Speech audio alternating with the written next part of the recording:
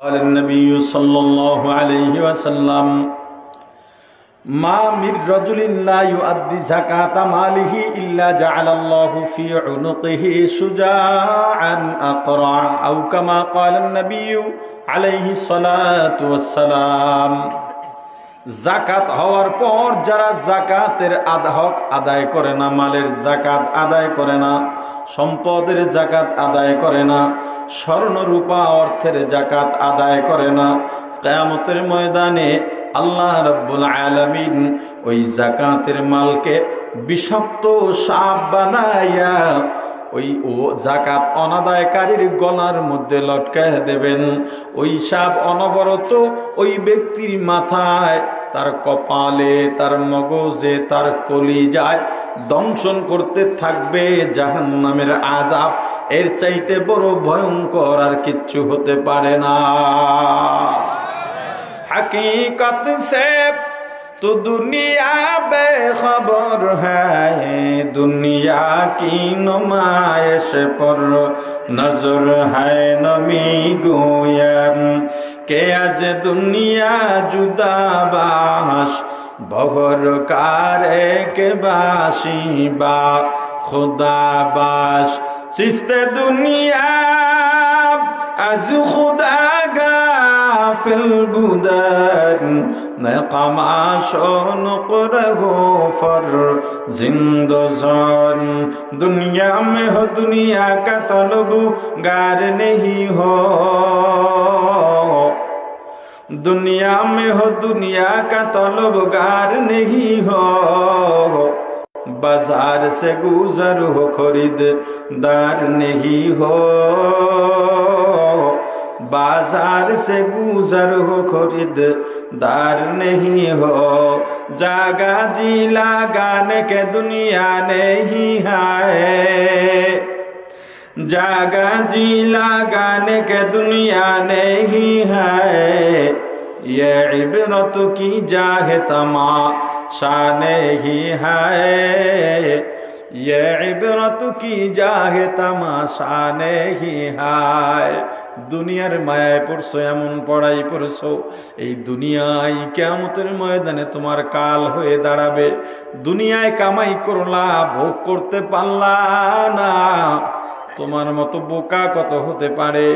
দুনিয়ায়ও ভোগ করলা না, কিয়ামতের ময়দানেও ওই কঠিন হাসরের দিনে এই সম্পদই তোমার জন্য হবে সবচেয়ে বড় আযাবের কারণ। বুদ্ধিমান যদি তোমার এই সম্পদের যাকাত তো আদায় করবাই, তোমার এই সম্পদ থেকে বেশি বেশি দিনের পথে খরচ করো।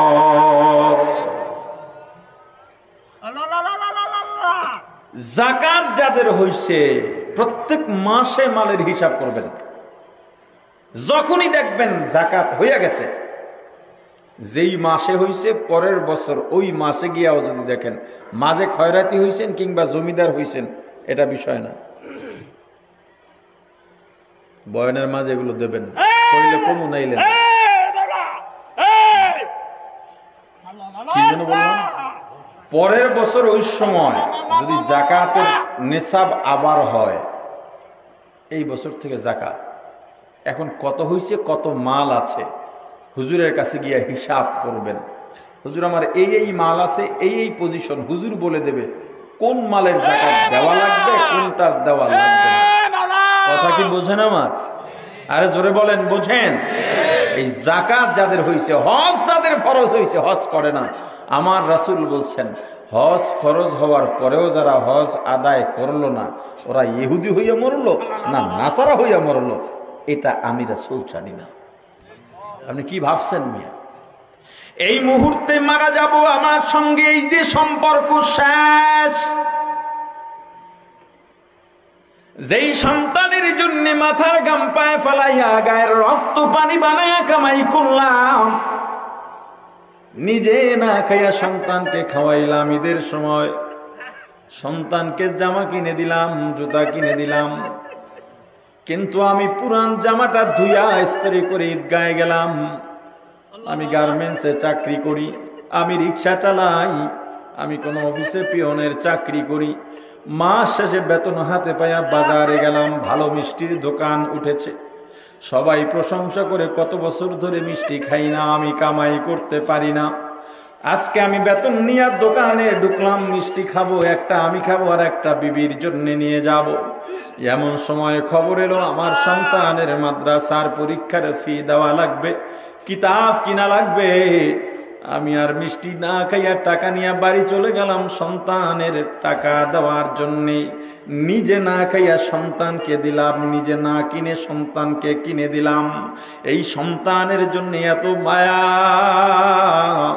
যেই বিবির নিয়ে আনন্দে দিন কাটাবার কথা, কিন্তু সন্তান দুনিয়ায় আসার পর ফজরের পরে ঘর থেকে বের হইয়া যাই, রাত 10টায় বাসায় ফিরি। ওরে আমার ভাই, একবারও চিন্তা করো না, এখন যদি আমার মৃত্যু হইয়া যায়, এই যে সম্পর্ক শেষ, এই যে শেষ, এই যে শেষ, সারা জীবনে আর সম্পর্কের জোড়া লাগবে না। কার জন্য তাহলে পাগল হইলা বল? এই 50 বছর 40 বছরের মায়ার জন্য জীবন শেষ করে দিলা। তুমি বলো আমার ব্যস্ততা আছে, কার জন্য তোমার এত ব্যস্ততা বলো? নিজের সবকিছু খুয়াইয়া দুনিয়া আখিরাত বিসর্জন দিয়া কার জন্য এত ব্যস্ত তুমি? কিয়ামতের ময়দানে এই যে দুনিয়াতে সবচেয়ে আমার আপন আমার মা আমার বাবা, আর সবচাইতে আমার কাছের মানুষ, সুখ দুঃখের ভাগাভাগি করা মানুষ হলো আমার স্ত্রী। কিয়ামতের ময়দানে ওই মা তোমাকে বলে, কিয়ামতের ময়দানে কেউ কাউকে চিনবে না, কথাটা ঠিক নয়, সবাই সবাইকে চিনবে, পরিচয় দেবে না। চিনবে কিন্তু ইয়াউমা ইয়াফিরুল মারউ মিন আখিহি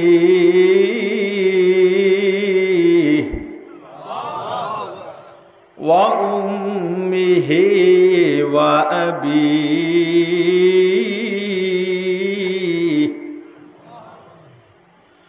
ওয়া সাহিবাতিহি ওয়া বানিহি।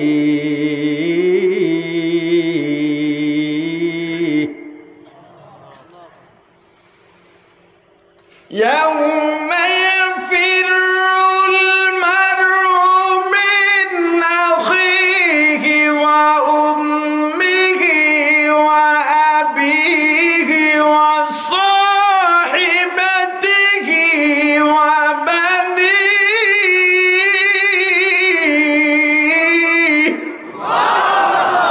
কিয়ামতের ময়দানে মা বাবা সন্তানকে দেখবে, সন্তান মা বাবাকে দেখবে, ভাই ভাইকে দেখবে, ভাই বোনকে, বন্ধু বন্ধু, স্বামী স্ত্রীকে দেখবে, স্ত্রী স্বামীকে দেখলেই ইয়াফিরু পালাবে। না চিনলে পালায়? আরে কথা বলে না, না চিনলে পালায়? চেনছে দেখা পালায়। চিনবে সবাই সবাই রে। আমি ওই যুবকরে বলছি, তুমি আমাকে চিনবা কিন্তু পরিচয় আমি দেব না। সবাই সবাইকে চিনবে। সন্তানের পিছে বাপে দৌড়ায়, সন্তানও দৌড়াইবে, বাপে যেন আমারে ধরা না দেয়। সন্তান বাবার পেছনে দৌড়াবে, খুঁজে পাবে না কাউকে। যদি ঘটনাক্রমে মার সন্তানের সাথে দেখা হয়ে যায়, সন্তান ডাক দেয়া বলবে, মা দুনিয়ায় খানা খাইতে বসছি, 3টা ডিম দরকার, 2টা ডিম আছে, একজন বাবা একজন তুমি আর একজন আমিও। মা বাবাকে দিলা, তুমি খাইলা না, আমাকে ডিম দিয়া তুমি মরিচ দিয়া ভাত খাইছো। ও মা, আমার জন্য তুমি এত পরিশ্রম করছো। মা গো, আমি সবার কাছে শুনছি, আমি নিজেও দেখছি সন্তানের জন্য মা কি করে। আমি ছোট্ট শিশু, কান্না ছাড়া কোনো ভাষা নাই। ক্ষুধা লাগলেও কাঁদি, ব্যথা পাইলেও কাঁদি। শীতের রাত, গভীর রাত, প্রসাব পায়খানা করে বিছানা নষ্ট করে চিৎকার দিয়েছি। আমার চিৎকারে আমার ভাই বিরক্ত, আমার বোন বিরক্ত, আমার বাবা, আমার দাদা দাদি, আমার নানা নানি, আমার মামা চাচা ফুফু খালারা সবাই বিরক্ত। কিন্তু ও মা, তুমি বিরক্ত হও না, বরং ভিজায় তুমি শুয়া আমাকে তোমার বুকে শুকনো ঘুম পড়াইয়া মা তুমি আমাকে আদর করেছো। ও মা, আমি তোমার সেই সন্তান, আজকে একটা নেকের অভাবে জাহান্নামে যাই, আমাকে একটা নেক দাও, আমি বড় অসহায়। মা বলবো তোর, এত আবেগ দিয়া বলবেন, মা বলবো তোরে চিনি না। কি বলবে? ও মা, কেন চেনো না? আমি তো অমুকের সন্তান, আমার বাবার নাম আব্দুল্লাহ, আব্দুর রহমান, আব্দুর রহিম। ও মা, বাবার জন্য রাত 3টা পর্যন্ত তুমি খাবার নিয়ে অপেক্ষা করছো। ও মা, আমার নানা নানির লগে ঝগড়া হইলে মা তুমি আমার বাবার পক্ষ নিছো, তোমার নিজের মা বাবার পক্ষ নেও নাই। আমি অমুকের সন্তান। মা ডাক দেয়া বলবে, কিসের সন্তান, কিসের স্বামী, কিসের মা?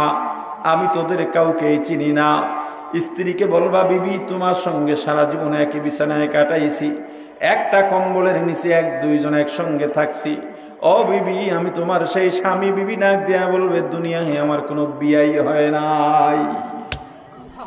তাহলে কার জন্য আপনি এত ব্যস্ততা দেখেন বলেন আমাকে? কার জন্য এত ব্যস্ততা তোমার? কোরআন তোমার শিখতেই হবে, এর বাইরে যাওয়ার সুযোগ নেই। কোরআন তোমাকে শিখতেই হবে। কয় ব্যস্ত আমি, কার জন্য তুমি ব্যস্ত? এই যে কবরে রাখার পরে আর খবর লয়, আরে কথা বলে না। এখানে 10 বছর হয়েছে, বাবা মারা গেছে, 5 বছর হয়েছে, এমন সন্তান আছে না নাই? জোরে বলেন।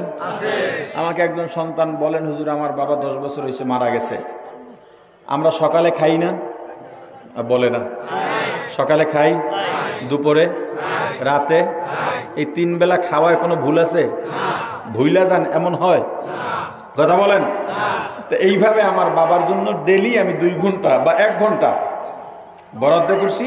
এই 1 ঘন্টা বাবার জন্য কান্দি, দরুদ পড়ি, দোয়া করি, বাবার জন্য দান সদকা করি, আল্লাহর কাছে বাবার জন্য ক্ষমা চাই।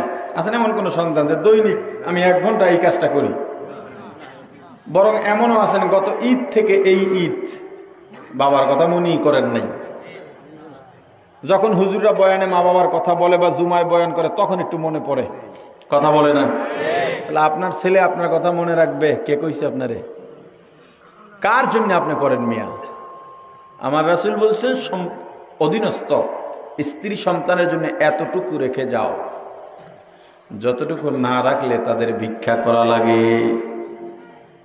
ভিক্ষা যেন না করা লাগে, অতটুকু রেখে যাও স্ত্রী সন্তানের জন্য, এর বেশি রেখো না। আমি পারিবারিক ভাবে ওসিয়ত করে দিছি, লিখিত ওসিয়ত নসিহত আমার স্ত্রী সন্তানকে।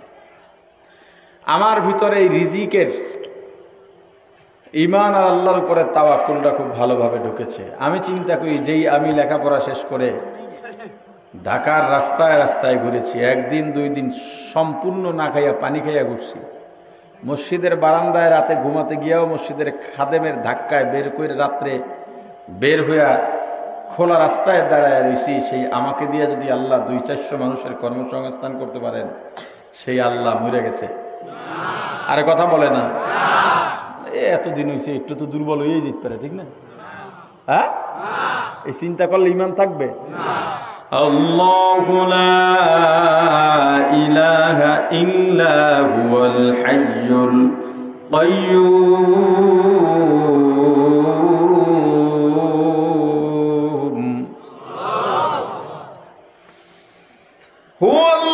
হুয়াল্লাহুল্লাযী লা ইলাহা ইল্লা হুয়া আলিমুল গায়বি ওয়াশ শাহাদাতি হুয়ার রাহমানুর রহিম।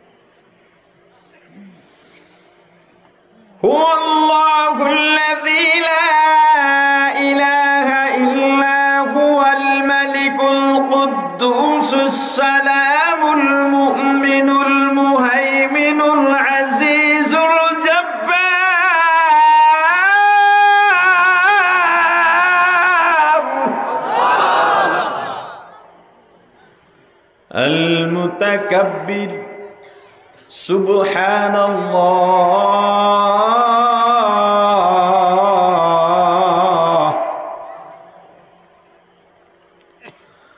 سبحان الله عما يشركون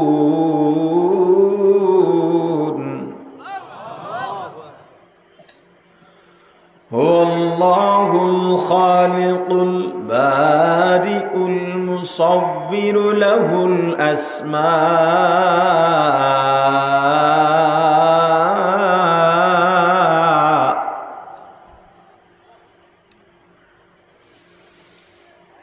هو الله الخالق البارئ المصور له الأسماء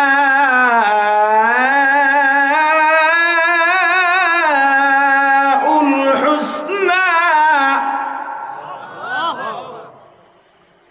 يسبح له ما في السماوات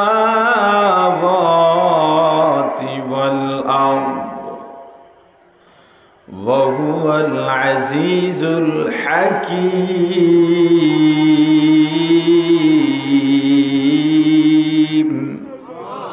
قل هو الله أحد الله الصمد সবাই পড়েন قل هو الله أحد الله الصمد لم يلد ولم يولد ولم يكن له كفوا أحد لا جد ولا ند ولا حد لمولاه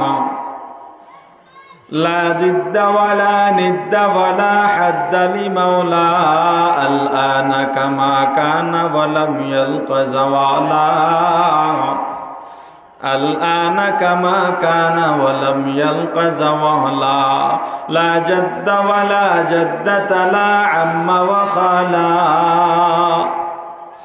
لا جد ولا جدة لا عم وخالا لا هيئ لا سورة لا شبه لمولا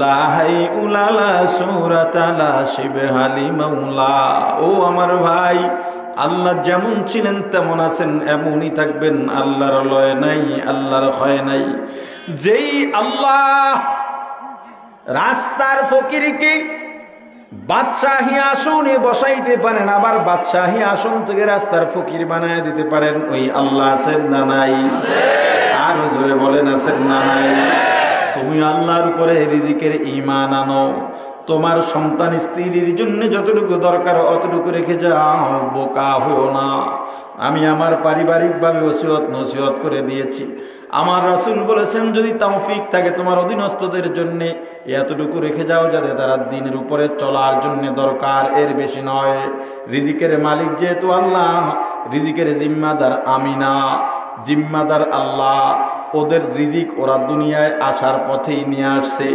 অতএব ওদের চিন্তা আমার নাই স্ত্রী সন্তানদের বলে দিয়েছি এতটুকুই তোমাদের একটা বাড়ি করেছি বলেছি এই বাড়ি তোমাদের আর সামান্য যদি তৌফিক হয় বাইরে কিছু তোমাদের জন্য অল্প অল্প জায়গা রেখে দেব ৫-১০% করে এর বেশি না সিরিয়াল পাইছি ১০০ নম্বরে ১০০ জনের পরে দেখাবো কায়দা জানা থাকলে ১ নম্বরে হিন্দে দেখা যায় কথা কয় না আমি এত বোকা না তোমরা আমার কেউ না এই যে এত মায়া দেখাও এলাকায় এলে মাহফিল শেষ করে না যাওয়ার আগ পর্যন্ত ঘুমায় না খাবার নিয়ে অপেক্ষা করে একসাথে খাওয়া দেশের বাইরে সফরে গেলে ফোন দিয়া বলো একা থাকতে ভালো লাগে না আপনাকে ছাড়া থাকতে পারি না এই সমস্ত অভিনয় আর বাহানা বাদ দাও বলে আপনারা পুরুষ মানুষ বউদের ভালোবাসা বোঝেন না আমি বলি ভালোবাসা কত দূর এখন যদি মারা যায় সর্বোচ্চ ১ বছরের মধ্যে একটা বাহানা তুলবা মহিলা মানুষ একা থাকে কেমনে একজন অভিভাবক দরকার এই অভিভাবকের অজুহাত দিয়া আর একজন পুরুষরে বিবাহ কইরা ঘরে আনন্দে দিন কাটাইবা আমি হুজুরের কথা জীবনেও আর মনে করবা না এই গায়ের রক্ত পানি কইরা তোমাদের জন্য রাইখে যাব অত খায় না তোমরা আমার কেউই না মারা যাব সব শেষ আমারটা আমি নিয়ে যাব আমারটা আমি দান করে চলে যাব এ দুনিয়ার ভাই, কার জন্য এত ব্যস্ততা দেখাও? ব্যস্ততা দেখাও না, তোমার কোরআন শেখাই লাগবে। এখন যদি নিয়ত করো আর শেখা শুরু করো, এই অবস্থায় নামাজ পড়লে নামাজের কেরাতে ভুল হইলেও আল্লাহ মাফ করে দেবেন। আর যদি বলো আল্লাহ দেখবেন হুজুর বয়স হয়ে গেছে পারি না, আল্লাহ কি তোমার দুলাভাই লাগে নাকি? নাউজুবিল্লাহ। আল্লাহুস সামাদ, আল্লাহ কারো কাছে ঠেকা নন। আল্লাহ তোমাকে দেখবেন কেন? যারা আপ্রাণ চেষ্টা করে আল্লাহ তো দেখবেন, তাদেরকে তোমাকে দেখার টাইম না। আল্লাহ দেখবেন, আল্লাহ হুজুর বোঝেন, আল্লাহরে ঠেহা বানাই লইস। আল্লাহ তো দেখবেন যে শুদ্ধ করছে, কইরা নামাজ আদায় করতেছে, আমল করতেছে, আল্লাহ তারে দেখবেন। কারণ আমাদের আমল যতই করি তবু ত্রুটি আছে, আছে না নাই? আল্লাহ দেখলে তো তাদেরকে দেখবেন। তুমি চেষ্টাই করো না, তোমাকে আল্লাহ কেন দেখবেন? এখান থেকে নিয়ত করে বের হও, আমার যত কষ্ট হোক না কেন কোরআন আমার শেখাই লাগবে। তবু তোমাকে আমি ভালো একটা অপশন দিয়ে দিই, সারাদিন তুমি দুনিয়ার কাজ করো। এই যে কাজ করে আসি, বলে না মসজিদ আল্লাহর কাজ মানে নামাজ পড়ে, তাই না? কি ঠেহা আল্লাহ তোমার লগে ঠেকছে, তুমি আল্লাহর কাম করতে যাইবা।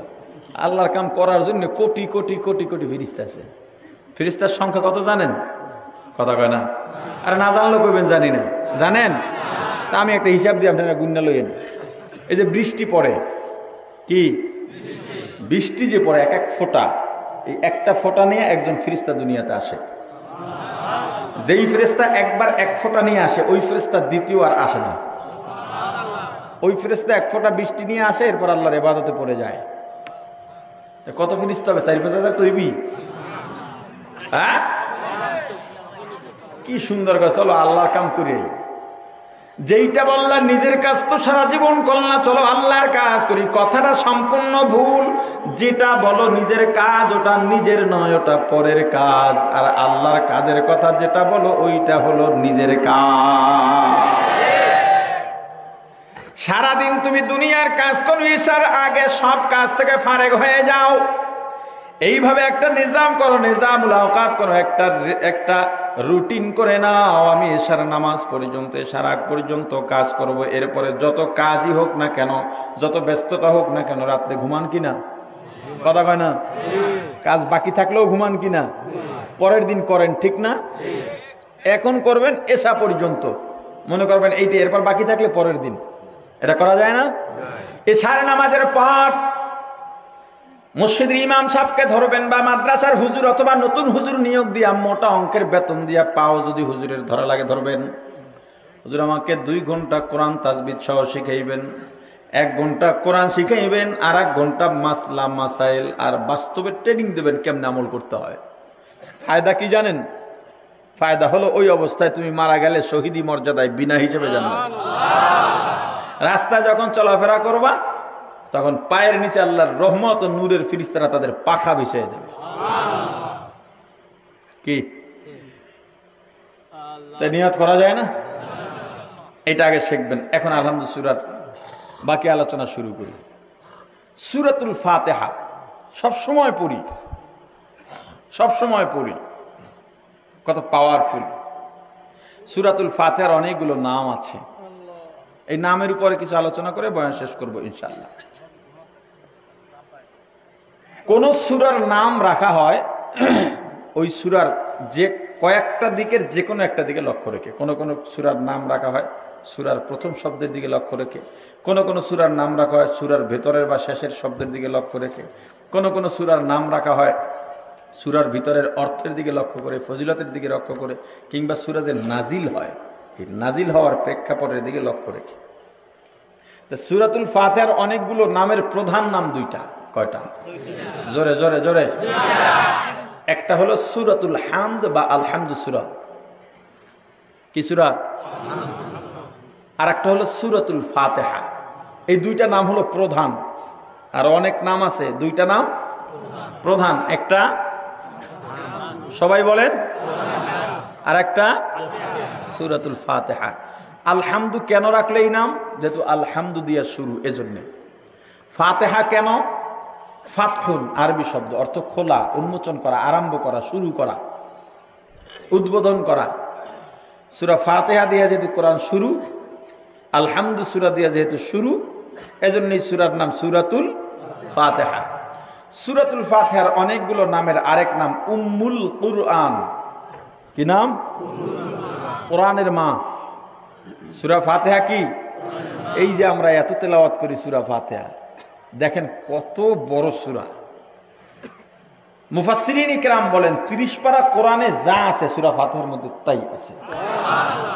অর্থাৎ 30 পারা কোরআন সূরা ফাতিহার ব্যাখ্যা। সুবহানাল্লাহ। যারা বলেন নাই, আপনাদের মনে কষ্ট আছে জানি, অনেক কষ্ট আপনাদের, এজন্য সুবহানাল্লাহ বলেন না। আসলে কষ্টটা কি আপনাদের? হ্যাঁ, এটা কষ্ট আছে না? তাই বলেন না কেন? কেন বলেন না? যখন সুবহানাল্লাহ সামনে আসে কেন বলেন না? বলেন। এরপরও বাহির হয়েছে কারা? যারা সুবহানাল্লাহ বলছেন আপনার জন্য জান্নাতে একটা ফলের বাগান তৈরি হয়ে গেছে। একটা বাগানে কয়টা গাছ হইলে বাগান হয়? 10টা তো লাগবেই। কয়টা? আমার এক প্রজেক্টে আমের চারা লাগাইছি 3000, এরপর এটার বাগান করার সুযোগ এখন হয় নাই। অন্তত 1000 গাছ লাগে এটা বাগানের জন্য, কথা কয় না? আচ্ছা, একটা গাছ কত বড় হবে আমি আপনাকে বলি।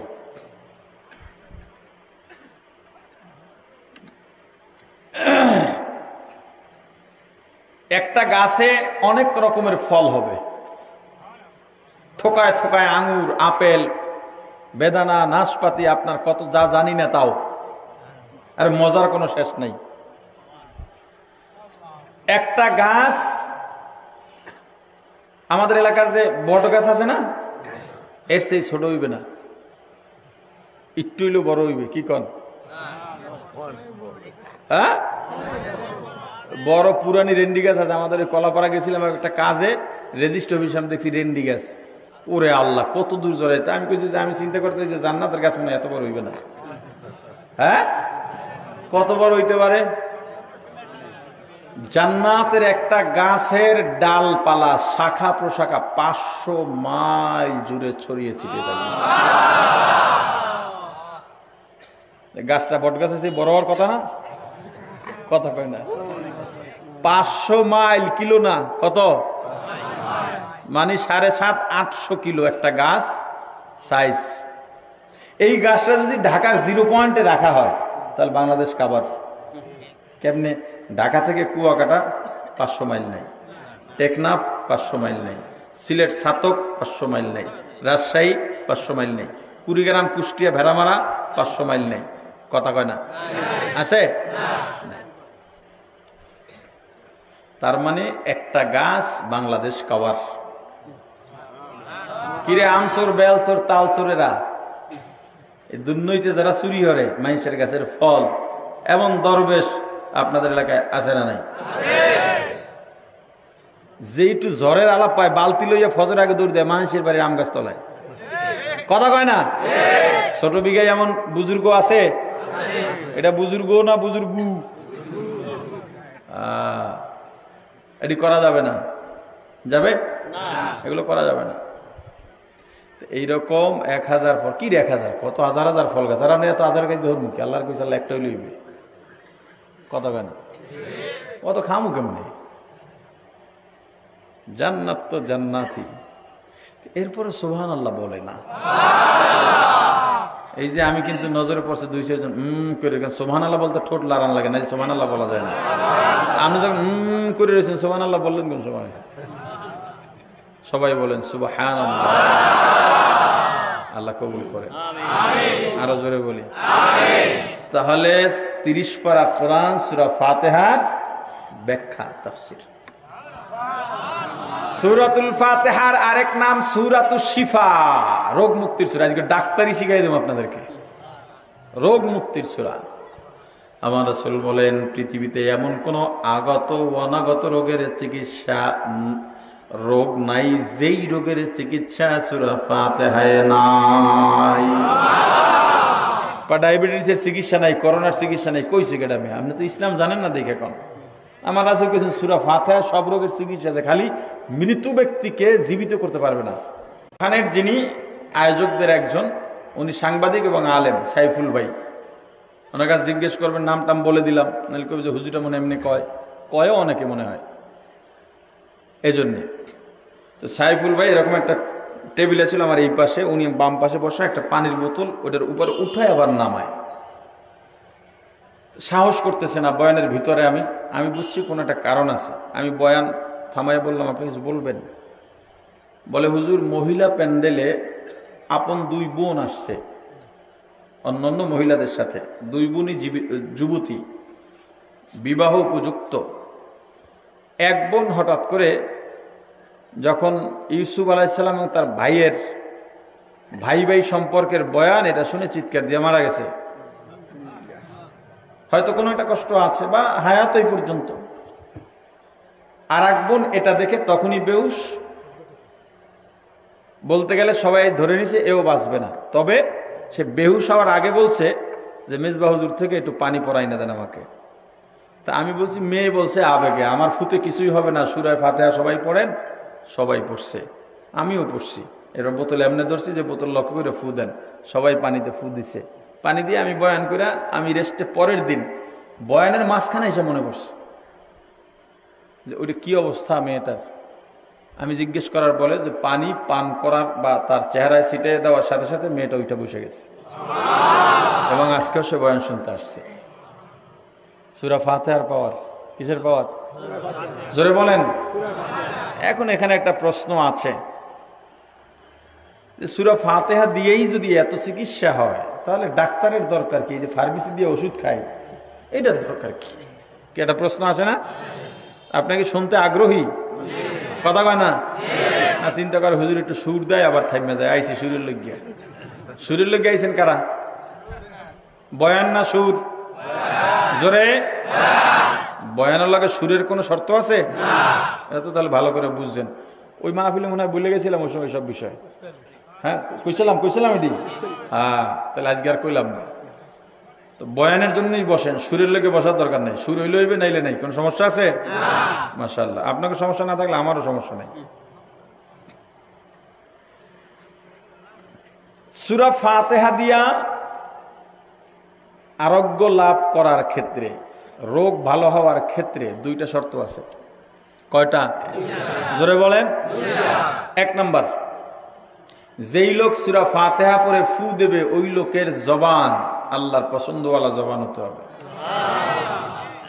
জোট্টা বুট্টা ল্যাংডা একদম জানা যাবে না কিছু। কথা কয় না? হুজুর ভিতরে মাল আছে। মাল কি আছে দেখাই যায়। আবার ভারতে দেখছি যে টুনটুনি লাগাই রাখছে, টোক্কা দিয়ে হির বাবার হিডের উপরে মাথা নয়ে যায়। ওরে ধর্ম! ল্যাংডা বুড়ারা খাড়াই হয়েছে, টুনটুনি ঝলতেছে, হেঁটে যে আবার একটা টোক্কা দেয় এমনি। মহিলারা পুরুষেরা দেখছেন না, অনলাইনে দেখা যায়। এদের কাছে যাওয়া যাবে না। আকাশে উড়িলে যদি হয়তো বড় আউলিয়া, সবার আগে বড় আউলিয়া তো তা ময়নাটিয়া। পানিতে ভাসিলে যদি হয়তো বড় পীর, সর্বাপেক্ষা বড় পীর কচ্ছপ কুমির। প্রাণের ভাই আমার, সূরা ফাতিহা পড়ে যিনি ফু দিবেন তার জবান আল্লাহর পছন্দওয়ালা জবান হতে হবে। দুই নাম্বার শর্ত, যিনি চিকিৎসা নেবেন তার মধ্যে পূর্ণ ইয়াকিন, বিশ্বাস লাগবে আমি এই সূরা ফাতিহার চিকিৎসায় ভালো হবই হব। এই দুইটার একটাও যদি না পাওয়া যায়, সূরা ফাতিহার চিকিৎসা দিয়ে আরোগ্য লাভ করা যাবে না। এমন সময় দুনিয়ার চিকিৎসা ঔষধপত্র ব্যবহার করা সুন্নত। তবে রোগ শেফার মালিক কাকে মানতে হবে? আল্লাহ বলেন। এখানে আরো একটা সুয়ালে মুকাদ্দার। ডাক্তার দেখাইয়া ভিজিট দি, ডাক্তার দেখাইলে টাকা দেওয়া লাগে, চিকিৎসার জন্য টাকা দেওয়া লাগে। তাহলে সূরা ফাতিহা পড়ে যারা চিকিৎসা দেবে তারা টাকা নিতে পারবে কি না? কি একটা প্রশ্ন আছে না?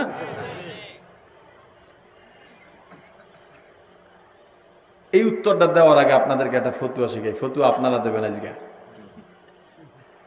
এই কথার জন্য, এই সময়ের জন্য মুফতি আপনারা। রাসূলের একদল সাহাবী সফরে গিয়েছেন। সফরের পথে ক্লান্ত হয়ে একটা জায়গায় তাঁবু গাড়লেন। এর পাশে একটা গ্রাম বা বাড়ি আছে। ওই বাড়ির এক লোক সাহাবীর জামাতকে এসে বললেন, আমার সন্তান সাপে কেটেছে, তোমরা কি চিকিৎসা করে দিতে পারবা? সাহাবীদের এক অংশ বললেন, পারবো। তারা গিয়া সূরা ফাতিহা পড়ে চিকিৎসা দিলেন। সাপে কাটা সন্তান ভালো হয়ে গেছে। বিনিময় হিসেবে সন্তানের বাবা তাদেরকে একটা ছাগল বকরি হাদিয়া দিলেন। এই জায়গায় সাহাবীদের দুইটা ভাগ হয়ে গেছে। একদল সাহাবী বলেন এটা খাওয়া যাবে না, আর একদল সাহাবী জবদিয়া গোস্ত খেয়া ফেলাইছে। রাসূলের দরবারে গিয়া একজন সাহাবী বললেন, হুজুর, সাহাবীদের দুইটা ভাগ হয়ে গেছে, একদলে খাইছে আর একদলে খায় নাই। হুজুর বললেন, কারা খাইছো? সামনে আসো। সবাই সামনে বসছেন। হুজুর বললেন, সব খাইছো, আমার জন্য কিছু আনো নাই? ফতুয়া দেন, কথা কয় না? আস্তে কনকা জায়েজ, তবে শর্ত আছে। এই সব কথাগুলো মনে রাখবেন, নাইলে কিন্তু আউলিয়া লাইবেন, মাসালার ব্যাপার। সূরা ফাতিহা পড়ে চিকিৎসা দিয়া অর্থ গ্রহণ করা জায়েজ। কোরআনের আয়াত দিয়ে চিকিৎসা করে অর্থ গ্রহণ করা জায়েজ। শর্ত, যদি চিকিৎসার নিয়তে চিকিৎসা দেয়, কিসের নিয়তে? সওয়াবের আশা না করে। কিসের আশা? বুঝছেন কি কইছি? যদি চিকিৎসার নিয়তে চিকিৎসা করে, সওয়াবের আশা না করে, সেই ক্ষেত্রে টাকা বা বিনিময় নিতে পারবে, সওয়াবের আশা করবে না। কি বলছি? সওয়াবের আশা করতে পারবে না। আর যদি সওয়াবের নিয়ত করে চিকিৎসা দেয়, তাহলে টাকা নিতে পারবে না। সওয়াবের নিয়ত করে চিকিৎসা দেওয়ার পরে টাকা নিলে হবে গুনাহ, সওয়াবও পাবে না। হিসাব কি ক্লিয়ার? কি বুঝলেন? চিকিৎসার নিয়তে যদি চিকিৎসা করে, সওয়াবের আশা না করে, তাহলে বিনিময় নেওয়া সওয়াবও, কথা কয় না। আর যদি সওয়াবের নিয়ত করে, টাকা নিতে নিলে জোরে সওয়াবও পাবে না। এখন আর একটা মাসালা কইয়া যাই। এই মাসালার পর এলাকায় ভেজাল লাগতে পারে, লাগাইবেন না। আমার কথা মানলে মানবেন, না মানলে নাই। সূরা ফাতিহা সব রোগের চিকিৎসা দিতে পারে, কি জানি পারে না? জোরে জোরে জোরে, মৃত্যুকে। তাহলে যাকে চিকিৎসা করাই যাবে না, চিকিৎসার নিয়তি করা যাবে না, তাহলে আর অপশন থাকে কি? সওয়াব। মৃত ব্যক্তির জন্য সূরা ফাতিহা পড়বে রোগীকে ভালো বানার জন্য? যেহেতু চিকিৎসার নিয়তের কোনো জায়গাই নাই, তাহলে নিয়ত কি থাকবে? সওয়াবের নিয়ত যদি করে, বিনিময় নিতে নিলে, এই জন্যে মৃত ব্যক্তির নামে খতম পড়ায়া, কোরআন পড়ায়া টাকা নেওয়া জায়েজ। এরা হুজুররা, মসজিদের ইমাম সাহেবরা, খবরদার, এটা করা যাবে না। যাদের মা বাবা মারা যায়, মাসালা বুঝাইয়াও পারি না, বলেও পারি না, বলে হুজুর মনের আবেগ দিয়া অনেক মানুষ জাহান্নামে যাবে। মারা গেছে, এটা খাওয়ান না দিলে কেমনে হয়? কথা কয় না? খাওয়ানো সব, তবে কাদেরকে? একদম নিতান্ত গরিব মানুষকে খাওয়াবে। খাওয়াইলে টাকাও দিতে পারবে না, দোয়াও চাইতে পারবে না। দোয়া চাইলে দোয়া করবে, হুজুরে দোয়া করবে, টাকাও দিতে পারবে না, খাওয়াইতেও পারবে না। গরিবরে টাকা দিলে শুধু টাকা দেবে, খাওয়াইতেও পারবে না, দোয়াও চাইতে পারবে না। কারণ টাকাটা দেওয়াটাই সওয়াব, তাহলে আবার দোয়া চাইবেন কোন জায়গায়? খানা খাওয়ানোটাই সওয়াব, কথা কয় না? যদি দুইটা একসাথে করেন, একটার বিনিময় একটা হয়ে যায়, সওয়াবের বিনিময় হলে গুনাহ হয়। কথা কি আর কোনো ঝামেলা আছে? এরপর যদি কারো খাইতে মন চায়, খান, আপনি খান, আপনার ব্যাপার। আমার দায়িত্ব বলা। ফাযাক্কির ইন্না ফাতিদ যিকরা সায়াযাক্কারু মান ইয়াখশা। ফাযাক্কির ইন্না ফাতিদ যিকরা। আরেকটা জানি কি আছে? ফাযাক্কির ইন্নামা আনতা মুযাক্কির লাস্তা আলাইহিম বিমুসাইতির। আল্লাহ বলছেন ফাযাক্কির, তোরে আমি বলার শক্তি দিছি। কত বড় বড় আলেম আছে, মুরব্বী আছে, মুহাদ্দিস আছে, বলতে পারে না। তোরে বলার শক্তি দিছে, অর্থাৎ তুই বল। ফাযাক্কির, তুই ওয়াজ কর। কেন? ইন্নামা আনতা মুযাক্কির, তুই খালি বক্তা, বলনেওয়ালা, ওয়াইজ, তুই মুযাক্কির, এর থেকে বেশি কিছু না। ইন্নাকা লা তাহদি মান আহবাবতা, হেদায়েতের মালিক কে? আল্লাহ। তুমি শুধু বলবা, কাউকে হিদায়াত দিতে পারবা না, হেদায়েতের মালিক আমি আল্লাহ। এজন্য লাস্তা আলাইহিম বিমুসাইতির, কাউকে জোর জবরদস্তি কইরা তুমি মানাইবা না। না, আমি আল্লাহ তোমাকে দারোগা ওসিএসপি বানায়া পাঠাই নাই, আমি শুধু বলবো। আমার দায়িত্ব বলা, আপনার দায়িত্ব শোনা আর মানা।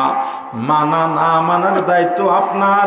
এই জন্য বয়ানের শেষে, কথার শেষে উলামায়ে কেরাম বলেন, ওয়ামা আলাইনা ইল্লাল বালাগ, আমার পক্ষ থেকে যা যা বলার দরকার ছিল আমি তোমাদের কাছে বলে গেলাম, পৌঁছায় গেলাম। ক্বালান নবী সাল্লাল্লাহু আলাইহি ওয়াসাল্লাম, বাল্লিগু আন্নি ওয়ালাউ আয়া, আও কামা ক্বালান নবী আলাইহিস সালাতু ওয়াস সালাম। এ উম্মতের দল, বান্দা, আমি যেই উম্মতকে প্রতিনিধি বানাইছি, ইন্নাল উলামা ওয়ারাসাতুল আম্বিয়া, অথবা আল উলামা ওয়ারাসাতুল আম্বিয়া, এ উলামায়ে কেরাম তোমাদের দায়িত্ব দিয়া দিলাম, তোমরা আমার পক্ষ থেকে একটা বাণীও যদি হয় মানুষের কাছে পৌঁছাইয়া দিয়া আমার তরফ থেকে দায়িত্ব পালন করবা। আমি শুধু বলনেওয়ালা বললাম, মানা না মানা আপনার দায়িত্ব।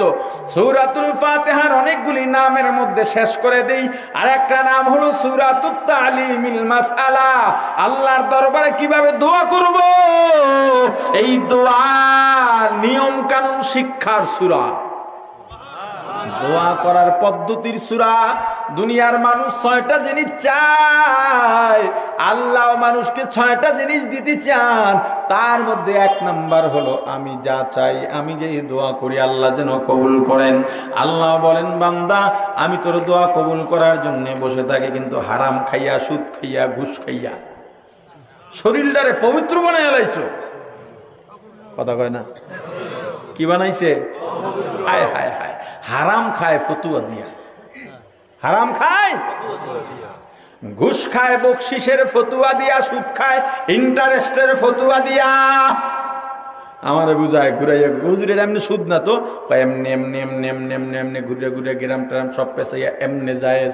আমি বলছি আমাকে ম্যানেজ করার জন্যে, আমাকে বুঝাবার জন্য এত পেছানোর দরকার নাই, তুমি শুধু বলো এটা জায়েজ, আমি বুঝে গেছি। কিন্তু আমাকে বুঝাইয়া তোমার কি লাভ? আমি বুঝলে তোমার কি লাভ? আমাকে যেভাবে বুঝাইলা, কিয়ামতের ময়দানে আল্লাহকে এভাবে বুঝাইলে চলবে কিনা সেইটা আগে চিন্তা করে যাও। মানুষ খালি মানুষকে ম্যানেজ করে, আমার এই কথাটা আল্লাহর কাছে চলবে কিনা এটা চিন্তা করে না। আল্লাহর কাছে দোয়া কিভাবে করব দুনিয়ার মানুষ তুমি জানো না। আমি আল্লাহর কাছে কিভাবে দোয়া করবা আমি আল্লাহ শিখায়া দিলাম। বান্দা, এর চেয়ে বড় দোয়া দুনিয়ায় নাই। এই দোয়াটা করা হয় নামাজের মধ্যে। আল্লাহ বলেন, বান্দা 1 নম্বরে যখন দোয়া করবা আমি আল্লাহর প্রশংসা করবা। আমি আল্লাহর প্রশংসা করতে যাইয়া আমি আল্লাহর শিরিক মানে ফলাইতে পারো। প্রশংসা করতে যাইয়া আল্লাহ তোমার মোড়া মোড়া হাত আছে, ঈমান থাকবে? কথা কয় না। আল্লাহ তোমার চেহারাটা খুব সুন্দর, ঈমান থাকবে? আল্লাহ কেমন? আল্লাহ তো আল্লাহর মতো, আল্লাহ যেমন তেমন। লাম ইয়াকুল্লাহু কুফুয়ান আহাদ, আল্লাহর সমকক্ষ দুনিয়ায় কেউ নাই, আল্লাহর মতো দুনিয়ায় কেউ নাই। আল্লাহ দুনিয়ার কারো মতো নন।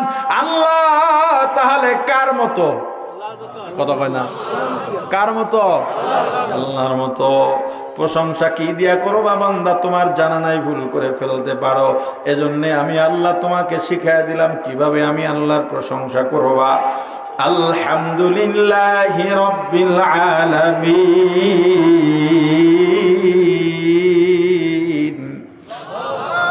আলহামদুলিমান কদ্দারা খায়রা ওয়া খাবালা।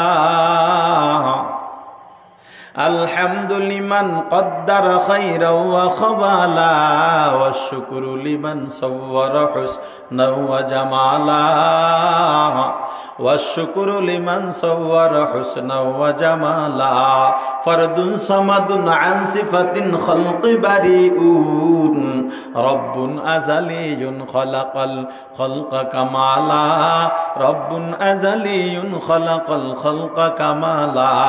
বান্দা প্রশংসা কেমনে করবা? আলহামদুলিল্লাহ, সমস্ত প্রশংসা কার? আওয়াজ দিয়া বলেন কার? কেমন আল্লাহ? যেই আল্লাহ রব্বুল আলামিন, এই সমগ্র জগতের প্রতিপালক। প্রশংসা কার? জোরে বলেন কার? এখন আপনার আবার সওয়াল, সমস্ত প্রশংসা আল্লাহ বললেন আল্লাহর, যদি সমস্ত প্রশংসা আল্লাহর হয়, আমরা তো দুনিয়ার বস্তুর প্রশংসা করি, ব্যক্তির প্রশংসা করি। শিল্পীর কণ্ঠ যদি ভালো হয়, শিল্পীর প্রশংসা করা হয়। আম কাঁঠালের মিষ্টি যদি হয়, আম কাঁঠালের প্রশংসা করা হয়। আল্লাহ বললেন সমস্ত প্রশংসা আল্লাহর। শুধু আলহামদু শব্দের ব্যাখ্যায় আছে অনেক, এতটুকু কথা বলে দেওয়া দরকার, এজন্য বলে দিই, বিস্তারিত বলা যাবে না, সময় হবে না, এই মজলিসের জন্য ওটার দরকারও নাই।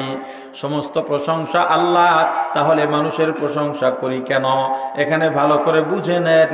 বলেন, আমের মিষ্টতা, কাঁঠালের মিষ্টতা নিজের থেকে হইছে না কেউ দান করছেন? জোরে বলেন, জোরে বলেন। শিল্পীর কণ্ঠ নিজের থেকে হইছে না কেউ দান করছেন? যদি নিজের থেকে কণ্ঠ ভালো করা যাইতো, দুনিয়ার সব মানুষ শিল্পী হয়ে যাইতো। তাহলে যেহেতু শিল্পী কণ্ঠ নিজের থেকে আয়ত্ত করে নাই, বানায় নাই, কোনো সনদ দিয়া পায় নাই। আমের মিষ্টতা, কাঁঠালের মিষ্টতা, মানুষের যোগ্যতা নিজের থেকে যেহেতু হয় নাই, আল্লাহ দান করেছেন। এমনকি হাতের লেখা হাজারবার চেষ্টা করেও সবাই ভালো বানাইতে পারে না। ট্রিপল টাইটেল দেওয়া, এমএ পাস করা, তবুও হাতের লেখা সুন্দর না। কিন্তু স্কুলে পড়ে নাই, হাতের লেখা সুন্দর আছে না নাই? এটা আল্লাহর দান। আমার কণ্ঠ আমি কোনো যোগ্যতা দিয়ে অর্জন করি নাই, আল্লাহ দিয়েছেন। এখানে আমার কোনো যোগ্যতা নাই। আমি বাংলা পড়েছি আড়াই ক্লাস, আড়াই কারাই কথা কয় না, টুতে পড়ছি এই মাদ্রাসার মধ্যেই, টুতে পড়ছি, থ্রিতে উঠছি, মিজানেও পড়ছি একসাথে। মিজানের বছর আর অন্যদিকে সুযোগ নাই, এটাই পড়া বেশি, তো অর্ধেক পড়ি আর পড়িনি, এই হলো আড়াই। কিন্তু এখন আমি বাংলাদেশের পরিচিত লেখক, আলহামদুলিল্লাহ, আড়াই ক্লাস পড়ে লেখা যায়। আল্লাহর দান, এখানে আমার কোনো যোগ্যতা নাই। আমার হাতের লেখা একেবারে খারাপ না, সবাই বলে আপনার হাতের লেখা সুন্দর, এটাও আমার কোনো যোগ্যতা না, এটা আল্লাহর দান। আমার হাতের লেখা যখন কেউ প্রশংসা করে, আপনার লেখা সুন্দর, আমি বলি এটা বললেন না। যদি বলে কণ্ঠ সুন্দর, আমি বলি এটা বললেন না। যদি বলে আম মিষ্টি, আমি বলি এটা বললেন না। কারণ আমের মিষ্টতা নিজের থেকে হয় নাই। যদি হইতো, কোনো টক আম হইতো না। আরে বলেন না রে ভাই, কোন ডাক্তারের হাতে যদি থাকতো, তাহলে সে চিকিৎসা করে ঔষধ দিয়ে আম মিষ্টি বানাইতে পারতেন। এটা দান করছেন যেহেতু আল্লাহ, সাময়িক সময়ের জন্য যদিও ব্যক্তি বা বস্তুর প্রশংসা করা হয়, মূলত সব প্রশংসা গিয়া জমা হয় আল্লাহর প্রশংসার ঝুলিতে। তাহলে কি বলা উচিত? হাতের লেখা সুন্দর, বলে দাও বাবা, তোমার হাতের লেখা আল্লাহ কত সুন্দর বানিয়েছেন, তোমার কণ্ঠ আল্লাহ কত সুন্দর দান করেছেন। আমের মিষ্টি আমটায় আল্লাহ কত মিষ্টতা দান করেছেন। আল্লাহ বলেন, বান্দা, এক নম্বরে আমি আল্লাহর প্রশংসা করবা দোয়ার শুরুতে, দুই নম্বরে আমি আল্লাহর গুণগান বর্ণনা করবা। কি দিয়া গুণগান করবা? গুণগান করতে গিয়াও ভুল করতে পারো, শিরিক করতে পারো বান্দা। এজন্য আমি আল্লাহ শিখা দিলাম আর রহমানির রহিম, ইয়া ইলাহি তু মেরা রহমান হায়, ইয়া ইলাহি তু মেরা রহিম হায়, আল্লাহ আল্লাহ তু মেরা গফফার হায়,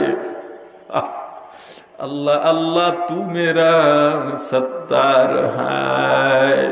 अल्लाह बोलेन बंदा আমি আল্লাহর গুণগান বর্ণনা কেমনে করবা? আমি আল্লাহ শিখাই দিলাম আর রহমান আর রহিম। এক কথায় যদি বলি ওগো আল্লাহ, আপনি এমন দয়াবান যিনি দুনিয়ায়ও দয়া করবেন, পরকালেও দয়া করবেন। দুনিয়ায়ও দয়া, পরকালেও দয়া। আপনার চেয়ে দয়ার মায়ার কেউ নাই। দুনিয়ায় আল্লাহ সবাইকে দয়া করেন, কাফেরকেও দয়া করেন। দুনিয়ার সব নাস্তিক মুরতাদ আল্লাহ দ্রোহী যারা, তাদেরকেও দয়া করেন। দয়া যদি না করতেন এ নাফরমানের দল আল্লাহর বৃষ্টির নিয়ামত পাইতি না, আল্লাহর আলো বাতাস পাইতি না, এই জমিনে বসবাস করতে পারতি না। কিন্তু কিয়ামতের ময়দানে আল্লাহর দয়া সবাই পাবে না রে, পাবে না। ওরে আমার ভাই, এজন্য সব সময় আল্লাহর কাছে দোয়া করো, আল্লাহ কিয়ামতের ময়দানে আল্লাহর অনেকগুলো রূপ হবে, অনেকগুলো রূপ। সাবধান, আজকে দুনিয়ায় যারা দাপট দেখাও, কিয়ামতের ময়দান আল্লাহ কহারিয়া সিফাতের নামের সাইনবোর্ড লাগায় দিবেন। এ দুনিয়ার মাস্তানায়, এ দুনিয়ার রাজা বাচ্চারা, আমি আল্লাহর বিরুদ্ধে যুদ্ধ করছিলি, আমি আল্লাহর বিরুদ্ধে কথা কইছস, আমি আল্লাহর মেহমান আলেমদের কষ্ট দিয়েছিস, আজকে আয়। দুনিয়ায় বলছো আমার উপরে কেউ নাই, আমি যা বলবো তাই হবে, আজকে আয়। লিল্লাহিল ওয়াহিদিল কাহ্হার লিমানিল মুলকুল ইয়াউম,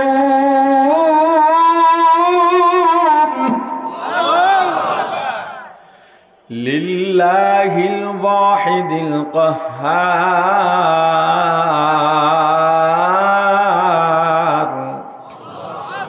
কাদরে কুদরত দারি বরকামাল আনতা রব্বি আনতা হাসবি যুল জালাল।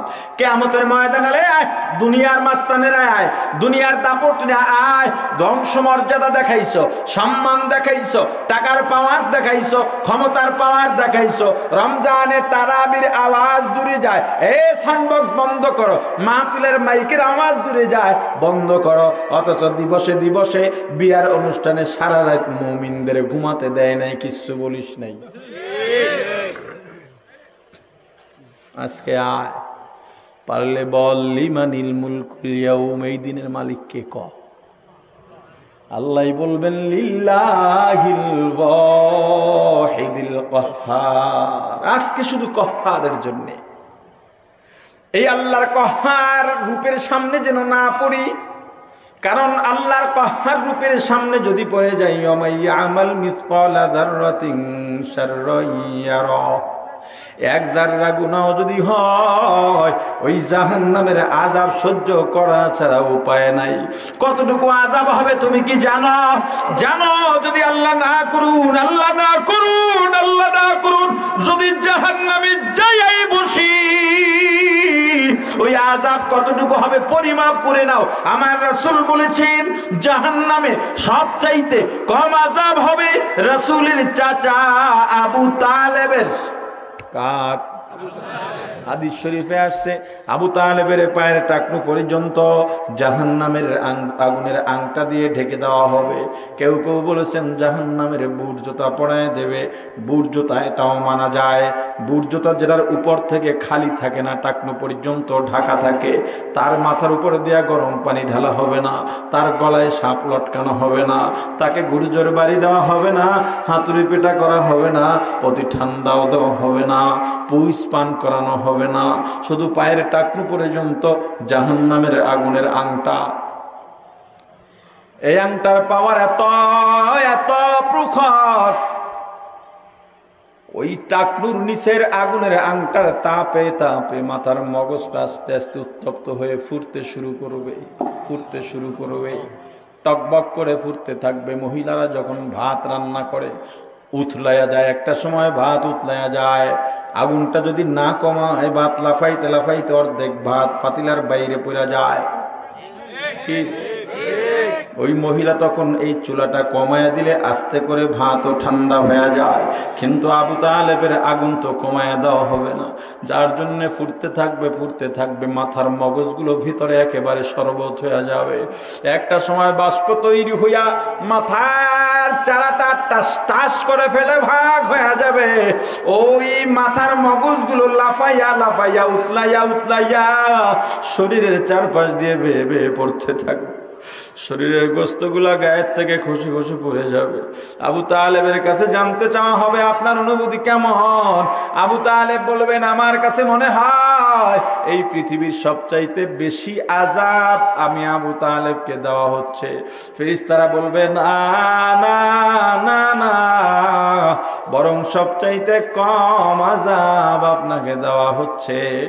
এই আল্লাহ না করুন যদি জাহান্নামে যাইয়াই বসি, এর থেকে কিন্তু বেশি আযাব হবে। বুঝালাও, সব সময় দোয়া করো আমার আল্লাহ কিয়ামতের ময়দানে আপনার রহমান রহিম আর গফফার রূপের সামনে যেন পড়ি। আল্লাহর দয়ার রূপ, দয়া ক্ষমার রূপ। একটা মাত্র নেকের অভাবে জাহান্নামী যায়, জাহান্নামীর হাতে পায়ে চিকন লাগায়া জাহান্নামীর দিকে টেনে টেনে নিয়ে যায়। জাহান্নামী বারবার আল্লাহর কুরসির দিকে ফিরে ফিরে তাকায়। আল্লাহর দয়া তখন। আল্লাহ বলবেন এ ফেরেশতারা ওরে নিয়ে এদিকে আয়, এদিকে কেন তাকায় বারবার? সামনে আইসা দাঁড়াবে। আল্লাহ বলবেন এ বান্দা কেন বারবার পিছনের দিকে ফিরে তাকাও? বান্দা বলবেন আমার আল্লাহ আপনি তো দয়াবান, আপনি তো রহমান, আপনি তো রহিম, আপনি তো গফফার, আপনি তো সত্তার। আমার আল্লাহ একটা মাত্র গুনার কারণে জাহান্নামে যায়। আল্লাহ ডাক দিয়া বলবেন ওরে বান্দা, বান্দা যদি জাহান্নামে যায় আমি আল্লাহরও ভালো লাগে না। লাম ইয়ালিদ ওয়া লাম ইউলাদ, আমি আল্লাহ কাউকে জন্ম দিই নাই, কারো থেকে জন্ম নিই নাই।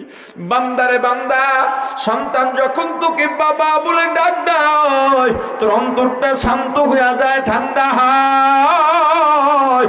আমাকে কেউ বাবাও ডাকে না, মাও ডাকে না, আমিও কাউকে মা ডাকি না, বাবা ডাকি না, এগুলো আমি পছন্দ করি না। বান্দা আমার যদি ছেলে মেয়ে থাকতো ভালোবাসা ভাগ হয়ে যাইতো। এজন্য আমার ছেলে নাই, মেয়ে নাই, মাও নাই, বাবা নাই। আমার দয়ার ভালোবাসা সব বান্দা তোদের জন্য। এরে বান্দা তুই যদি জাহান্নামে যাস আমি আল্লাহর বড় কষ্ট লাগে রে বান্দা। একটা নেকের অভাবে জাহান্নামে যাবি তা তো হয় না। এ বান্দা তোর মায়ের কাছে যা, বাবার কাছে যা, ভাইয়ের কাছে যা, বন্ধু বান্ধবের কাছে যা, বিবির কাছে যা, সন্তানের কাছে যা, দেখ একটা নেক পাও কিনা। বান্দা বলবে আল্লাহ অনেক খোঁজা খুঁজি পাই নাই, কেউ আমারে পরিচয় দেয় না। আল্লাহ ডাক দেয়া বলবে ওরে বান্দা তাহলে তোর নাম কি বল? বান্দা বলবে আল্লাহ আমার নাম আব্দুল্লাহ, আব্দুর রহমান, আব্দুর রহিম, আব্দুল খালিক, আব্দুল কুদ্দুস, আব্দুল কাদের, আব্দুল গফফার, আব্দুল সত্তার, আব্দুর রব। আমার নাম ঈসা, আমার নাম মুসা, আমার নাম ইব্রাহিম, আমার নাম শুআইব, আমার নাম ইউনুস, আমার নাম ইউসুফ, আমার নাম আহমদ, আমার নাম মুহাম্মদ, আমার নাম আবু বকর, আমার নাম উমর, আমার নাম উসমান, আমার নাম আলী। আল্লাহ ডাক দিয়ে বলবেন ওরে বান্দা আমার নামে নাম, আমার রাসূল আমার হাবিবের নামে নাম, আমার প্রিয় বান্দাদের নামে নাম। এ বান্দা যা যা, আমি আল্লাহ উসিলায় তোকে জান্নাত দিয়া দিলাম। আল্লাহ বলেন বান্দা দোয়া করবা, আমি আল্লাহর প্রশংসা, তারপরে গুণগান, এরপরে আমি আল্লাহর ক্ষমতা বা মর্যাদা বর্ণনা করো। কিভাবে করবা তুমি জানো না, তাও আমি শিখাই দিলাম। মালিকি ইয়াউমিদ্দিন, এত সুন্দর দোয়া এই প্রত্যেক নামাজের মধ্যে পড়ি, কিন্তু জানি না বলে এর ওজনও জানি না। এই ওজন যারা জানতো নামাজের পরে দোয়া করব কি করব না, হাত উঠাবো কি উঠাবো না, এই দ্বন্দ্বই করতো না। নামাজের মধ্যে এত বড় দোয়া যেখানে আছে, নামাজের পরে হাত উঠাইয়া দোয়া করা না করায় কি বা আসে যায়? নামাজের ভেতরের দোয়ার পাওয়ার বেশি না বাইরের? কথা কয় না? তাও যদি হয় আল্লাহর শিখানো, আর কোন কথা আছে? আয় হা, আমি আল্লাহর ক্ষমতা, কিয়ামতের মালিক কে? আল্লাহ। এরপর আল্লাহ বলেন, তা আমার কাছে যে চাইবা বুঝলাম, আমার প্রশংসা করলা, গুণগান করলা, মর্যাদা ক্ষমতা বললা, তা আমার কাছে যে চাইবা তুমি কে? আমার সাথে তোমার সম্পর্ক কি? সম্পর্ক না থাকলে চাওয়া যায়? সম্পর্ক না থাকলে চাওয়ারও অধিকার নাই। অধিকার লঙ্ঘন করে কেউ যদি চায়, তাহলে যার কাছে চায় তার দেওয়ারও দায়িত্ব থাকে না। আমার সন্তান, আমার বিবি আমার কাছে চাওয়ার অধিকার রাখে কি রাখে না? কেন? সম্পর্ক আছে। তৌফিক অনুযায়ী তাদের চাওয়া বা দাবি পূরণ করার দায়িত্ব আমার আছে না নাই? কেন? সম্পর্ক আছে। আপনাকে চিনি না, আপনিও আমাকে চিনেন না, আপনি চাইতে পারবেন? চাইয়া লাইছেন, আমি না দিলে গুনাহ হবে? আল্লাহ বলেন, বান্দা তুমি যে আমার কাছে চাও সম্পর্ক বর্ণনা করো, কিন্তু কি সম্পর্ক বর্ণনা করবা? যদি কেউ আপনি আমার বাপ লাগেন, ঈমান থাকবে? সম্পর্কটা আমি বলে দিই, ইয়্যাকা না'বুদ, এই সম্পর্ক। কি সম্পর্ক? আল্লাহ, আমরা আপনারই ইবাদত করি, আমরা আপনার গোলাম, আপনি আমাদের মাবুদ, এই সম্পর্ক। ওগো আল্লাহ, আপনাকে কোনদিন দেখি নাই, আম গাছের দিকে তাকায় তাকায় বুঝতে পারছি আপনি আছেন, পানির দিকে তাকায় বুঝতে পারছি আপনি আছেন, মাছের দিকে তাকায় বুঝতে পারছি আপনি আছেন, এই বিশাল আসমানের দিকে তাকায় বুঝতে পারছি আপনি আছেন, আমার জিহ্বার দিকে তাকায় বুঝতে পারছি আপনি আছেন। আপনার না দেখেই বিশ্বাস করা আপনার সেজদা দিই, আপনার তেলাওয়াত করি, আপনার জিকির করি, আপনার প্রশংসা করি, রাসূলের সুন্নত মানি, দরুদ পড়ি, মিথ্যা বলি না, হারাম খাই না, পরের হক নষ্ট করি না। ওগো আল্লাহ, কারণ আমি আপনার গোলাম, আমি আপনার গোলাম। এই পৃথিবীতে সবার একটা পরিচয়, সেটা হলো গোলাম। কি কি কি কি? জোরে বলেন, গোলাম। গোলাম কারে কয়? মুসলমানি বুয়াদ গরুদান নেহাদান নানে খুদ বদস্তে খাজাদাদান। গোলামি কারে কয়? ইন্না সালাতি ওয়া নুসুকি ওয়া মাহইয়ায়া ওয়া মামাতি লিল্লাহ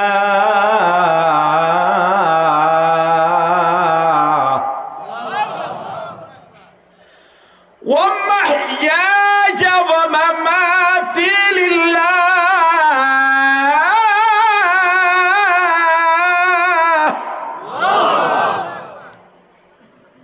ومحياي ومماتي لله رب العالمين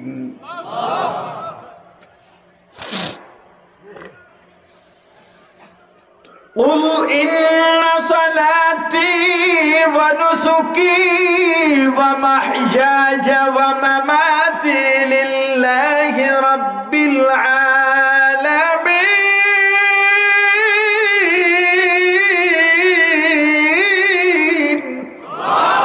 মুসলমানি বুয়াদ গরদান নেহাদান এনানে খুদ বদস্তে খাজাদাদান। ও বান্দা, কেমনে গোলামি করতে? আল্লাহ, আমার নামাজ, আমার রোজা, আমার কোরবানি, আমার জীবন, আমার মরণ, আমার দান, আমার জিকির, আমার ইবাদত, আমার ব্যবসা, আমার রাজনীতি, আমার পরিবার, আমার চাকরি, সব কার জন্য?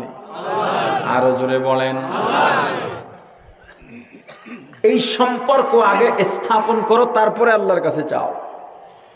তুমি রিজিকের মালিক আল্লাহকে মানলা না, ব্যাংক থেকে লোন আনছো, আশা ব্যাংক থেকে, জনতা ব্যাংক থেকে, গ্রামীণ থেকে কিস্তিতে টাকা আনছো, গরু যায়, মুড়া যায়, হাঁস যায়, বউও যায় যায় অবস্থা। কথা বলে না? না খাইয়া মরবি, তবুও হারাম আর সুদ খাওয়া যাবে না। মনে থাকবে? আরো জোরে বলেন। এই সম্পর্ক স্থাপন করেন আল্লাহর সাথে। আল্লাহ, আমরা আপনার গোলাম, আপনি আমাদের মাবুদ, এজন্য আপনার কাছে চাই, কারণ আপনি একমাত্র সাহায্যকারী। ওয়া ইয়্যাকা নাস্তাঈন, একমাত্র আপনার কাছেই চাই, আর কারো কাছে না। কার কাছে? তাহলে এখন থেকে কাজ হবে সম্পর্ক স্থাপন করা। রাতে পুরা রাত ঘুমান যাইবে না, কথা কয় না? আরে ভাই, এই গরিব ভাই, এখন তো মাঠে যারা বয় বেশিরভাগ গরিব, ধনীরা মাঠে বয় না, হয়তো কানাকাঞ্চিতে থাকে না, লেস্টে যাইছে একটু ভুক্ক দিয়ে আবার জায়গা, কথা কয় না? দুনিয়াও পাইলেন না, আল্লাহরেও পাইবেন না, এটা কি হয়? গরিবের দল, আল্লাহর দুনিয়া তো পাইলা না, আল্লাহরেও পাবা না, এটা কি হয় নাকি? একটা পাও নাই আর একটা ধরো। ধনী আর গরিব দুইটাই যদি সেম জান্নাতি হয়, দুজনের নামাজ রোজা একই ওজনের সওয়াব, এরপরও ওই ধনীর 500 বছর আগে গরিব জান্নাতে যাবে। আমার রাসূল বলছেন, আল্লাহ আমার গরিবদের সাথে আপনি আসন আসর করাইয়েন। আমার রাসূল কি গরিব ছিলেন? কথা কয় না, কয় রাসূল গরিব ছিলেন। বেটা জানো, আমার রাসূল ইন্তেকালের আগের বছরও 100 উট কোরবানি দিয়েছেন। রাসূলের কাছে যত সম্পদ আসতো রাসূল রাখতেন না, কারণ গরিবী হালত আমার রাসূলের পছন্দ ছিল। এবং বলতেন, আল্লাহ গরিবদের সাথে আমার হাসর নাসর করেন, আল্লাহর সাথে সম্পর্ক স্থাপন করেন, এরপরে আল্লাহর কাছে চান। যতটুকু আলোচনা করেছি, আলোচনায় যত ভুল আমার পক্ষ থেকে, যত ভালো আল্লাহর পক্ষ থেকে, আমার ভুলগুলো শুধরাইয়া আল্লাহর ভালোগুলো গ্রহণ করার তৌফিক দান করুন। এখন ফল নেওয়ার সময় দোয়া হবে। একজন উঠবো না, মামুন ভাইয়ের মা মারা গেছে, আল্লাহ যেন এই দিনই আয়োজনের উছিলায় তার কবরকে জান্নাতের বাগান বানায় দেন। আমাদের মা বাবা যাদের নাই তাদের জন্য দোয়া করব, যাদের আছে তাদের জন্য দোয়া করব, সবাই সবার জন্য দোয়া করব। আপনাদের এই বিঘাইতে একটা সময় খুব আসতাম, অনেক আগে, তখন আপনারা হয়তো চিনতেন না। ওই সময়টা বিঘাইতে প্রথম যখন আসছি, আমার ওস্তাদ আছে, আমি ভুলে গেছি এই রোডঘাট, আব্দুল মান্নান সাহেব মাহমুদিয়ার। ও আচ্ছা, আমি তিরমিজি সানি পড়ছি হুজুরের কাছে, 2য় খণ্ড। তো তখন তো কেউ চেনে না, হুজুরে জানে টুকটাক আমার ছাত্র ওয়াজ করে। ফুরফুরা বা জৈনপুরীর কোনো পিসাব এখানে আসতো তখন, এখনো আসে কিনা জানি না, এখনো আসে না জৈনপুরি। তো হুজুরের এক ভাইয়ের বাসায় আইসা ওই মাহফিলের আগের রাইতে আসতাম, অথবা সকালে আসতাম। তো ওনার ওই ভাইয়ের পরিবার, আমি দোয়া করি তার জন্য, বেঁচে আছে কিনা জানি না, এই মহিলা এত দিনদার আর এত খেদমত আমার করছে, আমি সেই সময় তার সন্তানের মতো ছিলাম, অর্থাৎ ওই চাচির সন্তানের তুল্য ছিলাম। খুব খেদমত করতেন আমার। আমি 3-4 বার আসছিলাম ওখানে। প্রথম যে বছর আসি, তো আমি তো নতুন, এখন কি বয়ান করবো না করবো, পিসাবরা আছে। আমি বয়ানে বসছিলাম, একটা সামনে রোডের পাশে ছিল কোলা সব জমিন। তা আমি বয়ানে বসছিবার দেখি শুধু ওই যে বাড়ি ঘর দেওয়ার রাত, তো খালি দেখি লাইট আর লাইট, মানে সব আইতেছে দৌড়ে দৌড়ে। ওই সময়টা ছিল তখন। এখন তো আমাদের বয়ান সুর এগুলো সব মানুষ নেটের মাধ্যমে পরিচিত, ওই সময় তো অপরিচিত ছিল। এই মাঠটাট ভরে গেলে আমি উঠে গেছি, আবার সব গেছি। পরের বছর হুজুর কয়, বাবা তোমার আর শেষে বয়ান করা লাগবে। ওই সময় আসছে এখানে। এখন তো সুযোগও পাই না। তো অনেক বছর পরে, কয়েকদিন আগে একটা আসলাম, তুষখালী না, আর এটা আসলাম। মাঝে বাদঘাট একটা মাহফিল ছিল, আসতে পারিনি, অসুস্থ ছিলাম। এমনি পটুয়াখালী আসা হয়, এদিকে রাস্তাঘাটের অবস্থা তো খারাপ, আর এখন তো একটু ব্যস্ত হয়ে গেছি, আসা হয় না। একটা দাওয়াত দেওয়া যায় আপনাদেরকে, প্রত্যেক ইংরেজি মাসের 2য় রবিবার, ইংরেজি মাসের 2য় রবিবার কুয়াকাটা আলিপুরে, আমি ওখানে মাদ্রাসা করেছি, স্কুল করেছি, খানকাও করেছি, মাসিক ইজতেমা হয় প্রত্যেক ইংরেজি মাসের 2য় রবিবার। মেহমানদারির ব্যবস্থা থাকে, রাতে থাকারও ব্যবস্থা আছে। আপনাদেরকে দাওয়াত দিয়ে গেলাম, সম্ভব হলে যাবেন ইনশাআল্লাহ। সওয়াবের নিয়ত করলেই একটা সওয়াব হয়, পালন না করতে পারলেও। তো নিয়তটা করতে পারেন সবাই? কারা কারা নিয়ত করতে পারেন? মাশাআল্লাহ, আল্লাহ কবুল করেন। যাবেন ইনশাআল্লাহ। দোয়া চাই, দোয়া রইল আপনাদের জন্য, শুভকামনা রইল। আর আমার মাদ্রাসার জন্য, আমার প্রতিষ্ঠানগুলোর জন্য আপনাদের কাছে দোয়া চাই। আমি তো মাদ্রাসা চালাই নিজের খরচে, কোনো কালেকশন করি না। এই জন্য আমার মাহফিলের শর্ত থাকে, কোনো কালেকশন করতে পারবে না। এই মাহফিলে কি বাইরে দোকানে দোকানে কোনো কালেকশন হয়েছে? আলহামদুলিল্লাহ। মাহফিল যদি লিল্লাহে তাআলা হয় কালেকশন হবে না, সোজা কথা। ইসলামে তো ঠেকাইয়া দেয় নাই, মানুষের থেকে গালি শুনে কথা শুনে টাকা তুলতে হবে। ঠেকাইছে ইসলাম এমনি? ইসলাম বাদশাহী অবস্থানে থাকবে, দিন থাকবে বাদশাহী অবস্থানে, স্বয়ং সম্পূর্ণ থাকবে ইনশাআল্লাহ। দোয়া হবে। এই মাহফিল আয়োজন যারা করেছেন আমার খুব ভালো লাগছে। গ্রামের ভিতরে আমার মনে হয় এটাই ফার্স্ট এত সুন্দর মাহফিল দেখলাম। প্যান্ডেল থাকে ঝুলিয়া, এখান দিয়ে সিরা, এখান দিয়ে বাঁশ বেঁকা, আলো থাকে না, মাইক কত ক্যাস ক্যাস ক্যাস ক্যাস করে ওঠে। হ্যাঁ, লোকজনের অবস্থা আরো বিচ্ছিরি। স্টেজে আলেমদের রাখেন। আমি মামুনের পরামর্শ দিয়ে দিছিলাম এলাকার সব আলেমকে যেন চিঠি দেয়, দরকার হলে হুজুরগের খামের মধ্যে 200 করে টাকা দিয়েইবে, যেন ভাড়া দিয়ে আওয়াজ হওয়ারটা। কারণ হুজুরকে আপনারা অনেক বেতন দেন না, টাকা তো ভরা, এর লেগে 200 টাকা দিতে গেছি। আপনাদের অঞ্চল তো 30,000 টাকার নিচে আশা করি ইমামদের কোনো বেতন নাই। কি করেন? হ্যাঁ, অনেক। হ্যাঁ, একজন আরো নামাজ হয় না, যে নামাজ পড়েন না হুজুরে উজু করে হুজুরে নামাজ পড়ায় না। 5,000 10,000 বেতন দিলে ওই হুজুরে উজু করে নামাজ পড়ায় বললে আমার মনে হয় না। আপনারা কি আসলে কোন দিন, আপনারা কি কোন দিন? সভাপতির কয়সা বলছে আমার বেতনটা বাড়ান লাগে, কয় হারে টাকা আপনাকে টাকায় বরকত আছে, হুজুরে টাকা গো কি আছে, হুজুরে টাকা ধরবে কি? 2 সপ্তাহ পরে সভাপতি আইকা হুজুর নামাজের পর সবাই বলবেন একটু সিন্নিটি নিয়ে আসি। আচ্ছা ঠিক আছে, তো কি করতে হইবে? যে নামাজের পরে দোয়া, আমার ছেলের লেখাপড়া শেষ, একটা চাকরির ইন্টারভিউ দিয়েছেন, চাকরিটা হয়। সবাই রে কয় আপনারা বসবেন, সভাপতির ছেলের জন্য দোয়া হবে, চাকরির জন্য পায় একটা ভালো চাকরি। সবাই বলছে সভাপতির দোয়া। সভাপতির হেডাম স্যাডাম যার বেশি হেরেই তো বানায়, তার ইমানদার তার কোনো ব্যাপার নাই।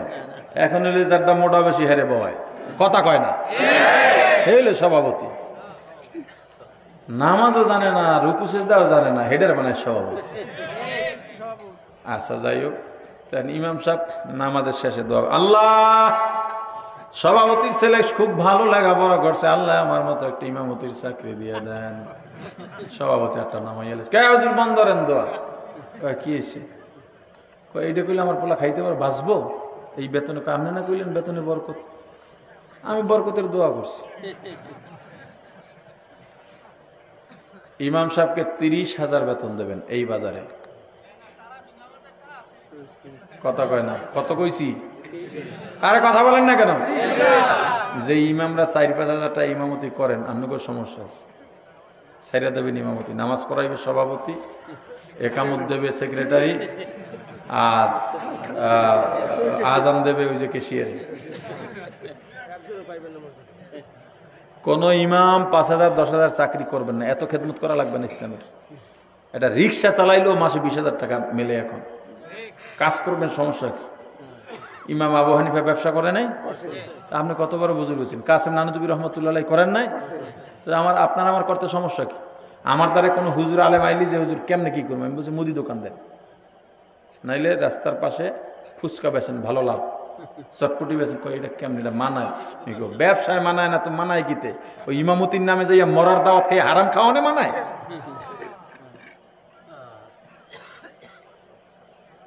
এই আপনারা হুজুরদেরকেই হারাম খাইতে বাধ্য করেন। যখন 200 টাকা দেন, হুজুর চিন্তা করে বেতন 4,000, 200 টাকা তো 2 কেজি চাউল কেনা যাইবে। বেতন 30,000 দিলেই সমাজ খুব শুদ্ধ হয়ে যেত। ইমাম সাহেব কইতে এটা জায়েজ নাই, এটা খাওয়া যাবে না, তখন মাসালাটা জানতে পারতেন।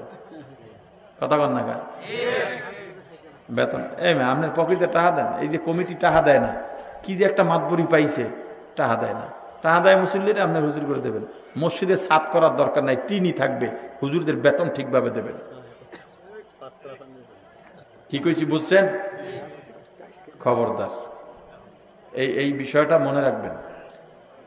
আপনার নামাজ হয় না, ইমামের উসিলায় নামাজ পৃথিবীর সর্বশ্রেষ্ঠ ইবাদত, আল্লাহর কাছে সবচেয়ে দামি ইবাদত। যে ইবাদতে সিজদা আছে নামাজ, আপনি সেই নামাজ যার পিছনে পড়ে শুদ্ধ করলেন, তারে টেহা দেন না।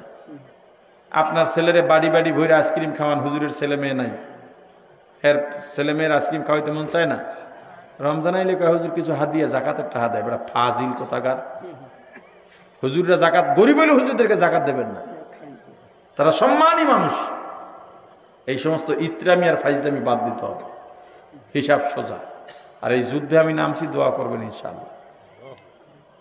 আমি সব ইমাম করে চেষ্টা করবো, আমি তো আর পারবো না, কাজটা একজনা শুরু করতাম, মসজিদ থেকে নামাইয়া সব ব্যবসায়ের কাজে লাগানো, নামাজ পড়াইবে কমিটি।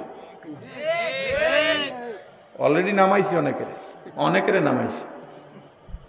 চাকরি কত মসজিদ ইমামতি করেন? হুজুর দেয় 8-10 হাজার, হ্যাঁ বাহিতে আমার কোম্পানিতে আহেন, আমার ব্যবসায় সর্বনিম্ন 25-15 হাজার দিয়ে শুরু, কাজ ভালো হইলে আরো বাড়াই দেন। এবার ঈদে যত কর্মচারী আছে যারা 2 মাস আগেও নিয়োগ দিচ্ছে, হেগেরও ঈদের বোনাস দিয়ে দিচ্ছে। 1 বছরের আগে স্বাভাবিকভাবে বোনাস দেয় না, কারণ তার সার্ভিস দিতে হবে। তো এই হুজুররা ইমামতি ছাড়েন, হয়তো বেতন ভালো দেবে না, ইমামতি ছাড়বেন, তাহলে কপাল আপনার ডামনে পড়বেন। এরকম আমরা হজ করে কয়দিন করতে পারবো? আপনি যদি কাজ না করেন, আপনি ইমামতি ছেড়ে দেন, কোনো হুজুরান হানতে পারবে না। যে হুজুরাইবে হেডের ধরে বানবেন, বেটা আমি ছাড়ছি, তুমি আবার আইসো 4,000 টাকা বেতনে। কিছু হুজুর আছে না মসজিদের দুয়ারদার যে পাও দোয়, পাও দোয়া হুজুর, লোডা থাকে, ওই লোডার দিয়ে পাও দিয়ে এবার মসজিদের আছে না, এইগুলা বেশি ভেজাল লাগায়। রাগ করেন, রাগ করলে করবেন, কি হয়েছে? আল্লাহ হেফাজত করেন।